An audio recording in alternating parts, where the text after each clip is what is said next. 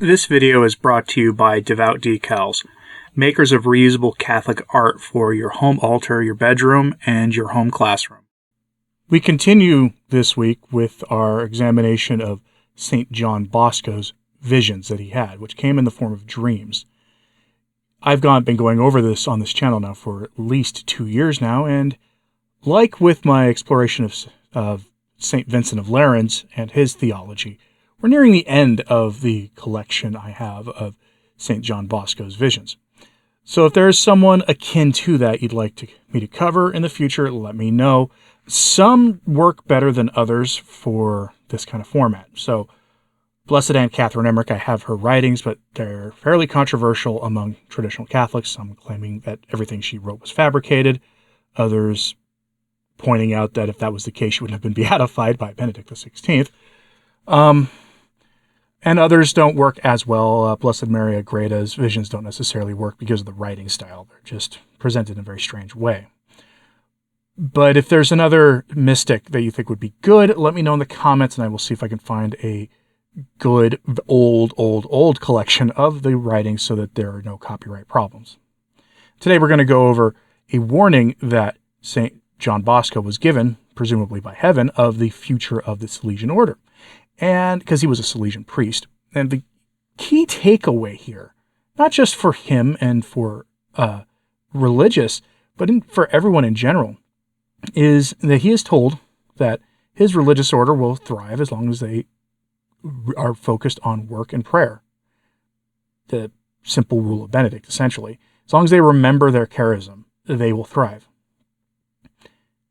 That seems to hit a little close to home for me these days, because what we see in the church, stories I've gone over this week and we'll go over in the coming days as well, that there now are high-ranking prelates in the church, including the presumed pontiff, running around telling people that the church's primary mission is not the conversion of people to faith in Christ, but to other things. And it makes you wonder, because the principal reason the church exists is for the salvation of souls. That's why it exists. And if that is not the purpose of the church, then if that's what the rulers of the church now tell us is not the real reason for her to exist, it makes you wonder if that is the underlying reason for so many of the woes in the church today. That we have forgotten what the mission of the church is.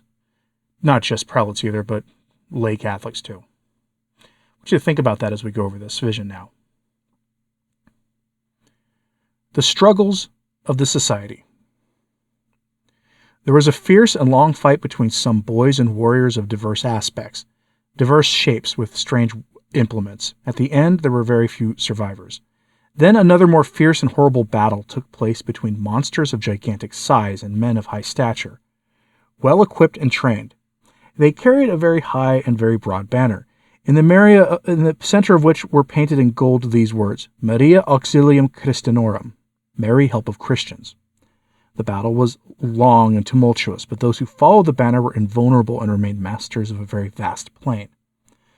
Those lads who had survived the previous conflict joined these, and altogether they formed a sort of army, each one carrying an implement in the right hand, the Holy Crucifix, and in the left hand a smaller banner of Mary, help of Christians, similar to the one mentioned above.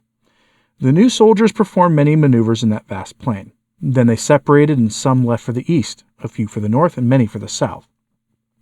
These having disappeared, there were renewed again the same battles, the same maneuvers, and departures for the same directions. I recognized some soldiers from the first battles. Those that followed afterwards were unknown to me, but they showed that they knew me and asked me many questions. Soon after there followed a downpour of shining little flames of fire of various colors.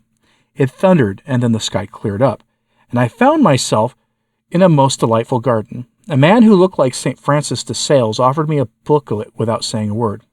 I asked who he was. Read in the book, he answered. I opened the book, but was hardly able to read it. I could, however, make out these precise words. To the novices, obedience in everything. Through obedience they will merit the blessing of the Lord and the good will of men. Through diligence they will combat and conquer the snares of their spiritual enemies. To the professed, to guard jealously the virtue of chastity, to love the good name of the confreres, and to promote the decorum of the congregation. to the directors, every care, every fatigue, in order to observe and make others observe the rules through which everyone has considered himself to God. To the superior, absolute offerings of fire in order to win over himself and his subjects for God.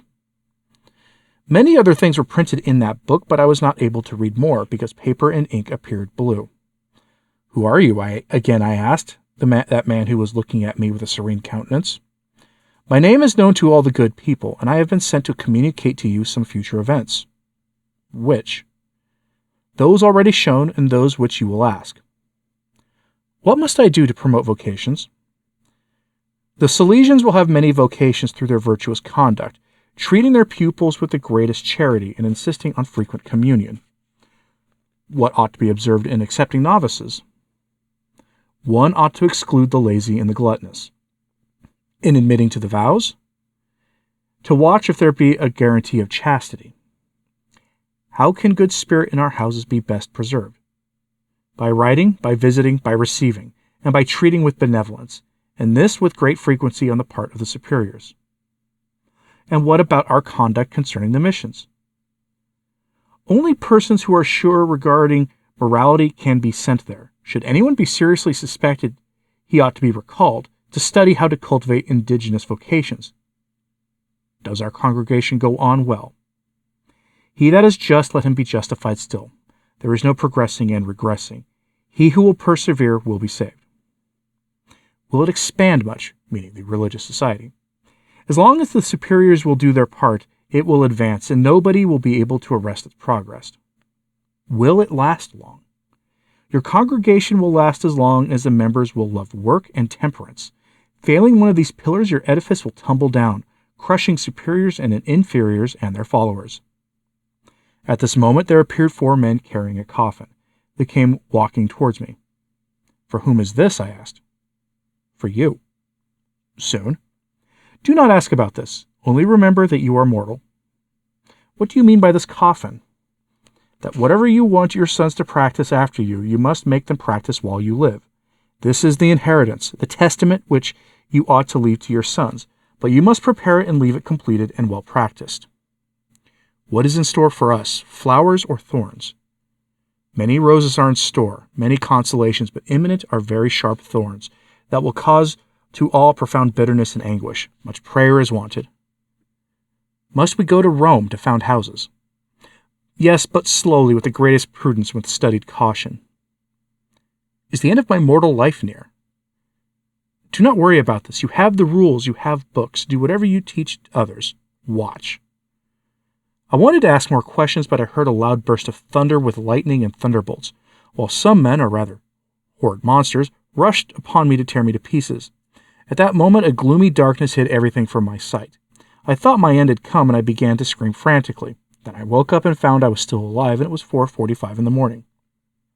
If there is anything that can be profitable for us, let us accept it, and in all things honor and glory be to God forever and ever.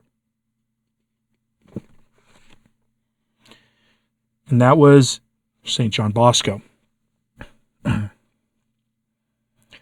that was St. John Bosco. And I think his advice there that he's given for his order applies to everybody. I mean, it really does. You must practice temperance. You must practice the virtues. You must seek after excellence. And then only in those things can you really lead a life worthy to that which you are called. It's basic Christianity 101, isn't it? I'm curious what you think of that. So let me know in the comments, please, and like and subscribe if you haven't. It does help. So to sharing this on social media, that helps too. As always, pray for the church. I'm Anthony Stine. Ave Maria.